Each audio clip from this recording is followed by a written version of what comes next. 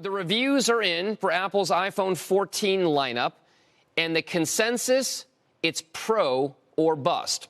So let's find out why with CNBC's own Sofia Pitt, who spent plenty of time with the new device, and the new device is the numerous models. Sofia, I guess my big question to kick off this interview is I have an iPhone 11 Pro. It's nice. I still use it. First of all, I keep phones for years. I mean, until they really just die.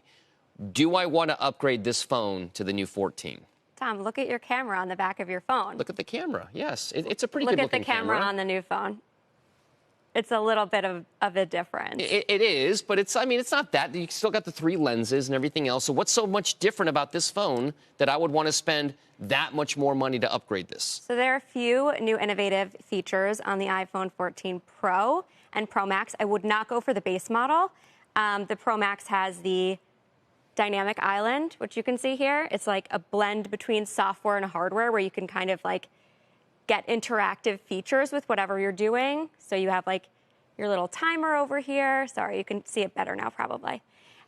So that's really cool. It's different. It's not like anything else that iPhone has come out with before. The camera's amazing. The chip processor is really fast. So there are noticeable differences Totally. in terms of speed, the latency by which you kind of enter apps or get out of apps Yes. or swipe between things. The 100%. graphics are that much better. And the battery life is amazing. I actually used it from an all day, watching, streaming, Twitter, reading articles, and it didn't die until the next morning at 11. So how much more of that is an upgrade versus, say, the previous generation or what I have right now? Because I pretty much have to charge my phone every day. And maybe day? kind of pro users, Yeah. right, will know that you can go to the battery health thing in settings, and you can kind of see what the battery life is left on your phone. So this battery life could be a game changer for a lot of folks out there, especially business viewers who are on the road quite a bit or on planes or everywhere else, right? That's a big deal. Totally. And they've turned things up. There's this new thing called the always-on display.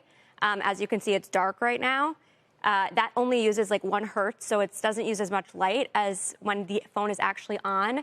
So you can see kind of like all the notifications and the widgets on your phone without actually turning it on, which is nice, and it doesn't use nearly as much battery, which is great. As you said before, if you had the 13, I would not get the base model. So I wouldn't go and get the 14 or the 14 Plus, which hasn't come out yet. It's coming out on October 7th. But I would do the Pro or the Pro Max. There's really only one way to go when it comes to upgrading. So for you, I mean, you've spent a lot of time with this phone. What was the thing that stood out the most to you? I mean, you've been an iPhone user. I've had an iPhone since 3GS. Yes. I've seen every iteration basically out there. I've only bought about 3 or 4 of them in my life. Why did you want to buy that phone? So not only is the camera amazing, there's also this new ceramic shield on the front of the phone.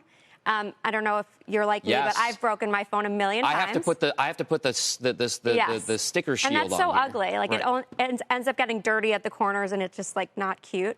So it comes with this new ceramic shield that makes it much more durable. The camera is really like the main reason why I use the iPhone, and you can't go wrong with the camera on the iPhone. I've tried all of the different Samsung, Android phones, and the camera on this phone is just incredible. All right. So the endorsement from Sofia Pitt at CNBC.com. Yes, for the Pro and the Pro Max. Okay, for the Pro and the Pro Max.